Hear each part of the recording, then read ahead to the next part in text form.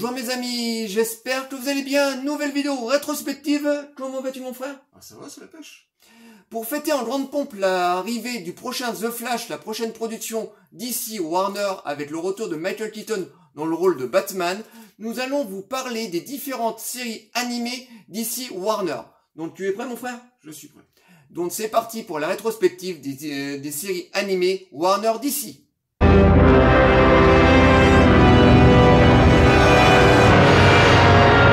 Les séries animées Warner DC. Alors cette vidéo va se faire en deux temps. En début de vidéo, on vous parlera des séries animées Batman.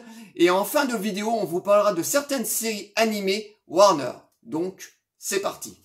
Remontons en 1989. Le film Batman de Tim Burton sort au cinéma en plein été. C'est un véritable carton aux États-Unis et ensuite dans le monde entier. La Batman Mania est lancée.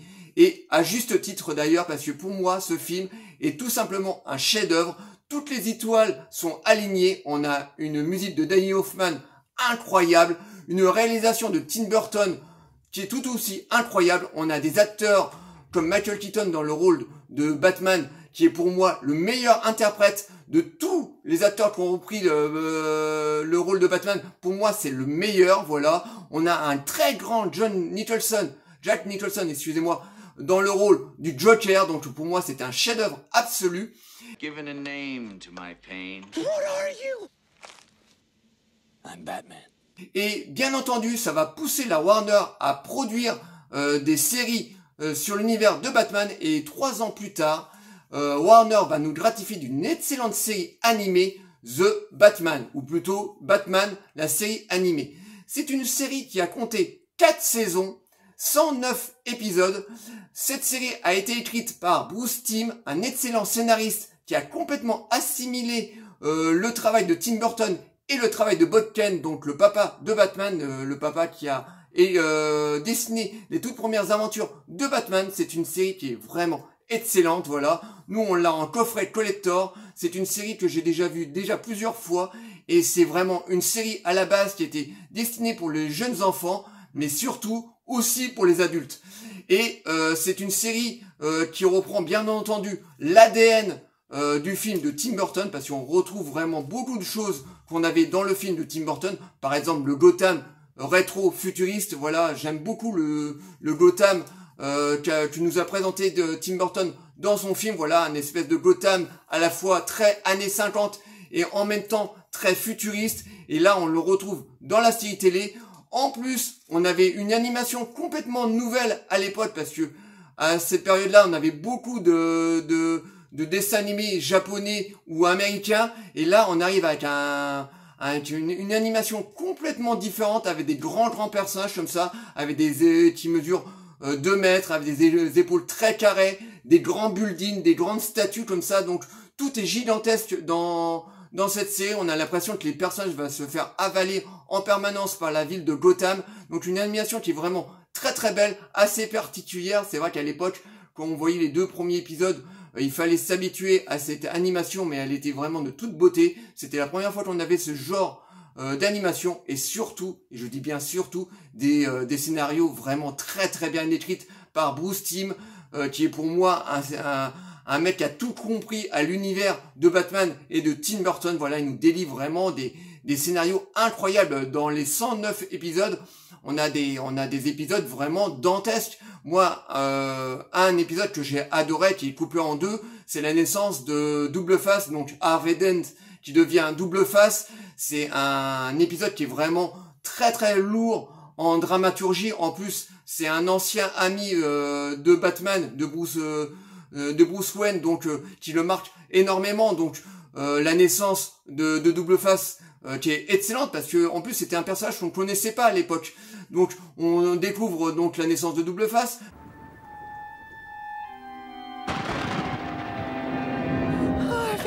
Mais aussi dans cette série, on a la naissance de Gueule d'Argile, voilà, un acteur qui a été défiguré et qui est obligé de mettre une crème sur le visage pour pouvoir continuer son rôle, donc pour pouvoir continuer son métier, et qui devient donc un très gros méchant de l'univers Batman, donc Gueule d'Argile. Donc ces épisodes aussi j'aime beaucoup. Le Chapelier, Poison Ivy, bien entendu le Joker, et cette série franchement est excellente, vraiment on a des scénarios mais vraiment excellentes.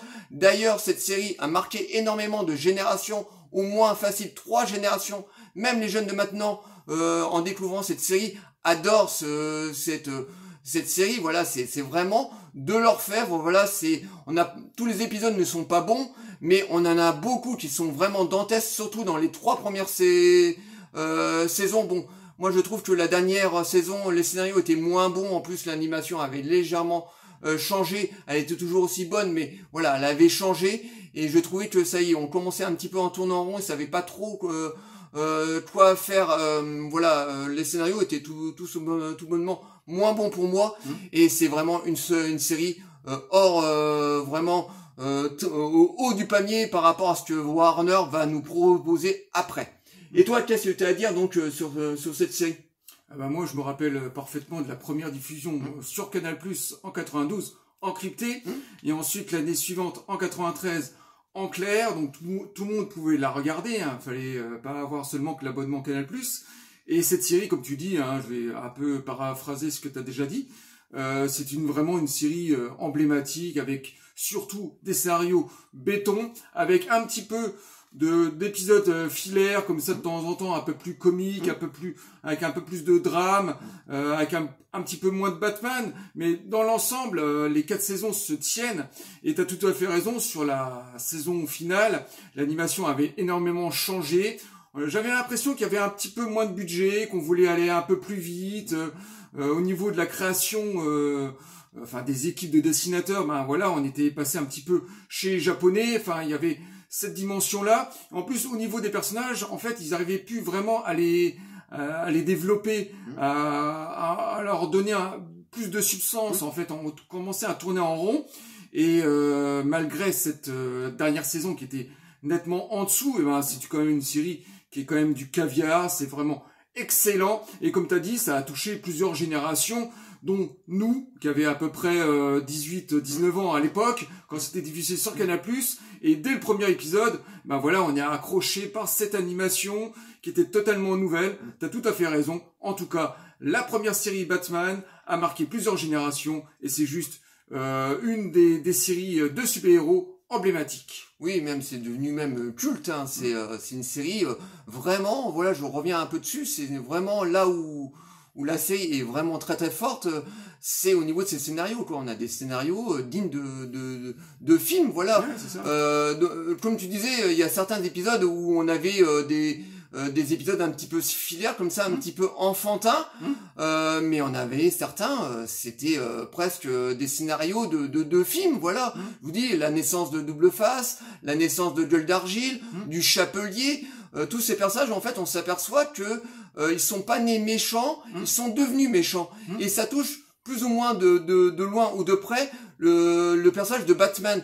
Et Bruce Timm a très très bien adhéré à l'univers de Bob Kane, parce que il y a beaucoup d'idées qui viennent des premières planches de Bob Kane, même s'il a créé énormément de nouveaux méchants, mais il y a beaucoup d'ADN des premières planches de Bob Kane, et surtout du film de Batman. Voilà, il reprend toute l'architecture qu'avait mis Tim Burton dans son Gotham, dans son film. Donc c'est vraiment un film, une série qui est devenue culte, voilà, culte de nos jours, que beaucoup de gens adorent, même qui est devenu même presque un chef-d'œuvre en film d'animation. Moi, j'hésite pas à dire que c'est une série qui est bon, pas loin du chef-d'œuvre. Allez, voilà, on va peut-être pas exagérer, on n'est pas loin du chef-d'œuvre, mais une excellente série. Et bien entendu, après le succès incroyable de cette série Batman, ils vont continuer à vouloir développer l'univers du super-héros.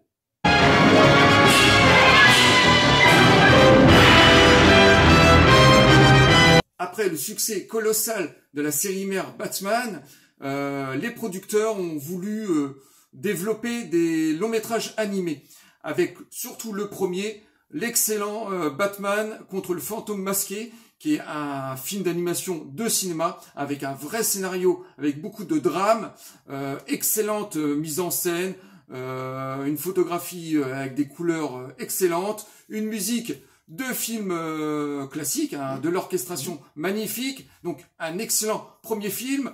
Ensuite, ils ont continué avec un téléfilm, Sub-Zero, qui est certes le deuxième film, mais beaucoup moins bon que le premier. On était plus dans un scénario d'épisodes plutôt filaires de la série mère. C'est une sorte de grande scène d'action qui dure 1h20 avec Mr. Freeze en tant que méchant. On incorpore même Robin à cette histoire, mais nettement en dessous, mais sympathique. Et puis un troisième film qui sortira vers la dernière saison, La mystérieuse Batwoman, qui est cette fois-ci un téléfilm très très moyen, avec une animation au ras des pâquerettes. Je me rappelle au niveau de la réalisation, ils rajoutaient les premiers effets numériques, les CGI au sein de l'animation animée, qui était assez particulier. On était au début, le scénario est pas extraordinaire. En plus, ils nous incorporent aussi des chansons pop plutôt mexicaines et tout, ce qui se marie pas du tout avec l'univers de Batman. Enfin voilà, ce troisième film est juste très très moyen et assez oubliable. Il a mis de la dynamite partout. Tout va sauter. Non. Quoi qu'il arrive, je veux en finir ce soir. Par la suite, hein, quelques années plus tard, en 99, ils vont sortir enfin la suite de cette série mère de Batman, Batman la relève ou Batman 2000 en anglais.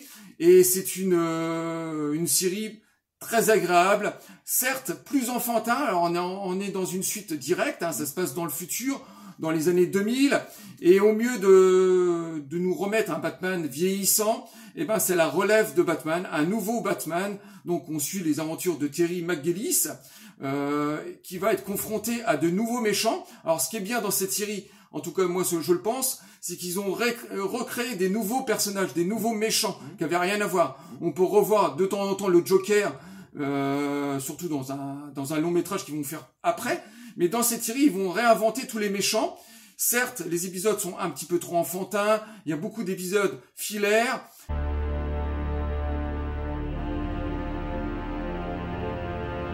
Et il y a d'autres épisodes qui sont bien construits, avec pas mal de drames. Donc, une très bonne série suite de la série mère.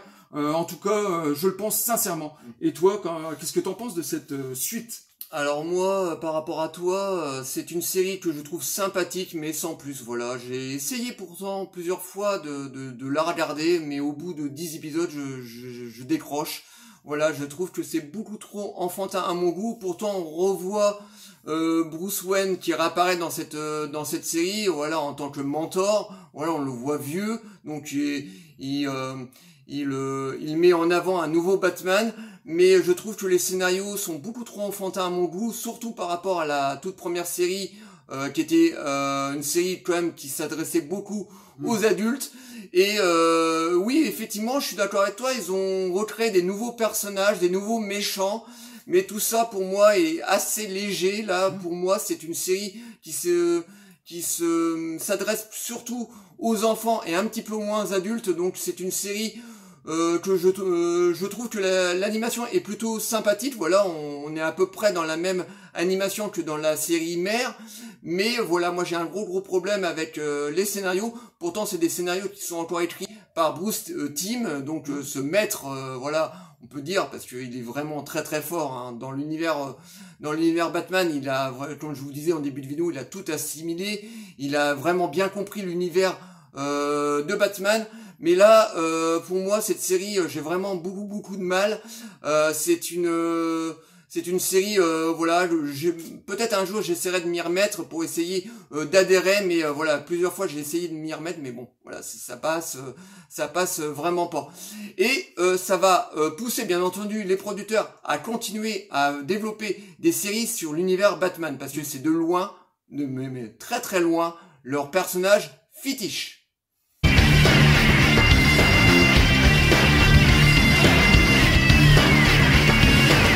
Après le succès de cette deuxième série, les producteurs vont décider de produire un long métrage, Batman, le retour du Joker. Alors, autant que moi j'aime pas du tout la série, mais là, ce long métrage, j'ai adoré, tout simplement parce que déjà, il y a le retour du Joker, donc un personnage très mythique dans l'univers de Batman, et en plus, ce film est destiné pour le cinéma parce que je crois qu'il est sorti là-haut en salle aux États-Unis et chez nous on l'a eu directement en DVD. Alors l'animation est vraiment superbe, la photographie aussi, on a une très belle musique, le scénario certes est très simple mais très très bon, donc c'est un film qui est vraiment très bien. Même toi tu l'aimes beaucoup, hein? Oui, bah moi je trouve que même au sein de ce scénario et de cette histoire, on rajoute aussi dans ce fil rouge, Robin. Alors le petit Robin, parce qu'il y a eu plusieurs Robin en fait. Hein. Et en fait, le retour du Joker est lié à Robin. Donc ça met encore plus de drame pour Batman. Dans cette enquête, et en plus de ça il y a beaucoup de scènes d'action qui sont qui sont assez modernes d'ailleurs, qui étaient forcément différentes de la série mère, hein, qui était beaucoup plus à l'image de la nouvelle série. Donc on était dans la science-fiction beaucoup plus, et c'est assez dépaysant. Donc effectivement c'est un très bon film avec une très bonne réalisation, une bonne animation. Assez traditionnel, mais avec une bonne histoire, et puis de la science-fiction bien menée. Effectivement, très bon long métrage. Et après ce très bon Batman, le retour du Joker, quelques années plus tard, Warner va continuer à capitaliser sur l'univers de Batman, et en 2004, ils nous sortent The Batman. Alors c'est une série qui compte 5 saisons, on a eu 65 épisodes tout de même, et c'est une série, alors là, complètement différente des deux premières. Là, les Warner fait appel à des artistes japonais, donc on a une animation très japonaise. Alors par rapport à la toute première série où on avait des personnages grands, carrés, avec des buildings énormes, voilà, tout était grand dans la première série avec comme ça une animation très très carrée. Là, on a une animation beaucoup plus ronde, on a les visages des personnages sont beaucoup plus ronds, les épaules, voilà, à la fois ça fait japonais mais sans trop y être, voilà, on n'est pas dans du manga, et surtout ils reprennent des scénarios, enfin ils écrivent des scénarios beaucoup plus proches de la première série, donc des très très bons scénarios. Je trouve que cette série est vraiment très bien. Bon. Donne-moi ton véritable nom. Pas de maquillage. Bon, on retrouve bien entendu tous les méchants de l'univers Batman, le Joker, Poison Ivy, Double Face, le Chapelier, enfin tous les personnages reviennent, voilà, mais avec des tout nouveaux scénarios, des scénarios qui sont plutôt bien écrits. C'est une série qui a plutôt bien marché, pourtant c'est une des dernières. On pensait qu'à l'époque les gens allaient se lasser des séries animées Batman, et elle a eu quand même son joli petit succès. Moi je l'aime plutôt bien, voilà, c'est une très belle animation. En plus on a encore une fois le doublage français des deux premières séries, donc voilà, c'est une agréable série. Bon, c'est pareil, il faut s'habituer au bout de 2 épisodes à la nouvelle animation, mais au moins on sent que Warner veut avancer, ne veut pas nous proposer tout le temps le même genre d'animation, et franchement c'est une très bonne série qui se tient nettement. Et toi, qu'as-tu à dire sur cette nouvelle série, donc Batman? Ah bah, je suis d'accord avec toi, c'est très dynamique. Alors c'est très moderne, hein, on est dans un graphique, on est dans une animation typique des années 2000, donc très énergique. Ce côté japonais totalement assumé. Alors et aussi c'est une production américaine, hein, il y a un mélange des deux en fait qui est parfaite. Et c'est pareil, on incarne de nouveau tous ces personnages, mais d'une façon très différente. Le Joker est très différent de la série mère, très théâtrale. Cette fois-ci, on a plus l'impression d'être dans un personnage un peu mutant, une créature et complètement fou, et gueule d'argile aussi de tête, est très très différent de la version mère. Donc c'est une série très moderne, avec un générique qui s'inscrit parfaitement avec l'époque, avec des chansons pop, même une orchestration avec de la musique électronique. Donc voilà, c'est une nouvelle série extraordinaire, basée pour un nouveau public, sans raccrocher bien sûr les wagons avec les autres séries qui étaient faites avant, qui étaient plus des séries des années 90, marquées dans son époque. Donc excellente dernière série Batman.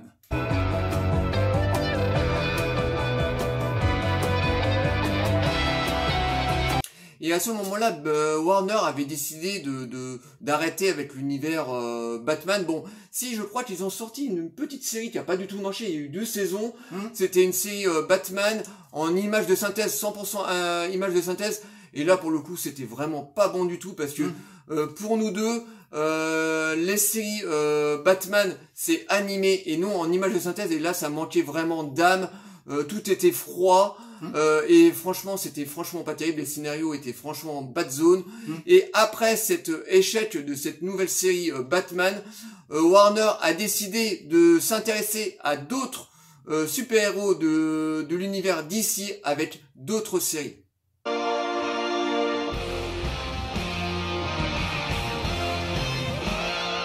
Dans toute cette flopée de séries que produit Warner, il y en aura du bon et du mauvais. Il y aura jusqu'à 4 séries de Justice League. Alors la première qui était en 97, qui donnait suite à la série excellente de Superman de la même année, en 97.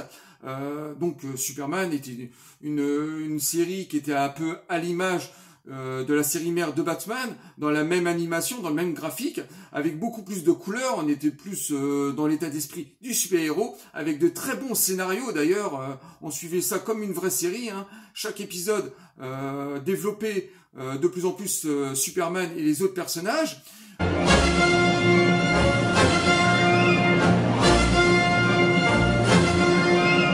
Par la suite, ils vont sortir la première série Justice League, alors qui donnera suite de nouveau à Superman, qui sera une série plutôt enfantine, avec beaucoup d'épisodes filaires comme ça.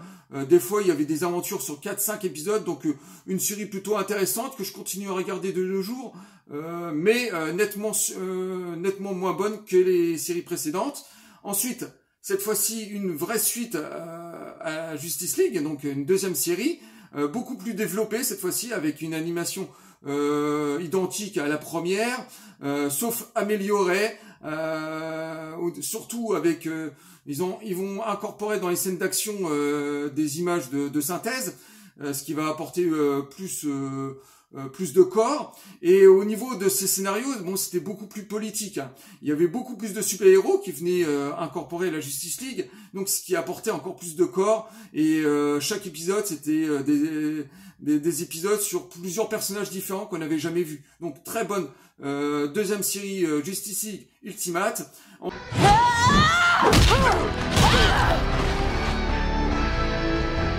Ensuite, il y a eu d'autres séries Justice League. De tête, je me souviens d'un crossover où on s'intéressait à Superman jeune qui remontait le temps et qui arrivait dans le futur, dans une Justice League du futur. Donc c'était des scénarios basiques, très enfantins, donc une série très oubliable. Et puis une dernière qui est sortie à peu près au milieu des années 2010, c'était les New Justice League, que ça s'appelait en anglais.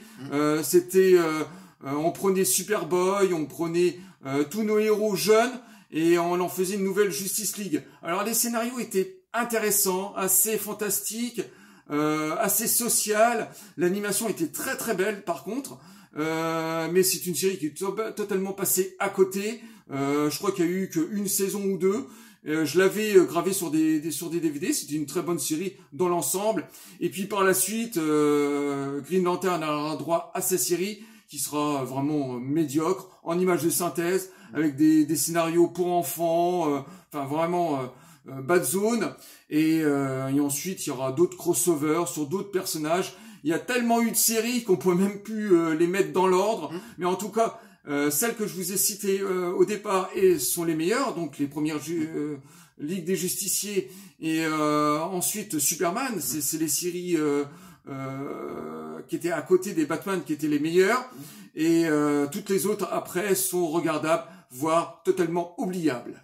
Oui, tout à fait. Alors moi, je vous ai pas parlé sur les séries animées Warner à côté de Batman, parce que pour moi, voilà, je les ai pas suivies. Voilà, pour moi, je reste concentré sur les séries Batman, parce que pour moi, c'est le meilleur. David les aime bien, mais moi, voilà.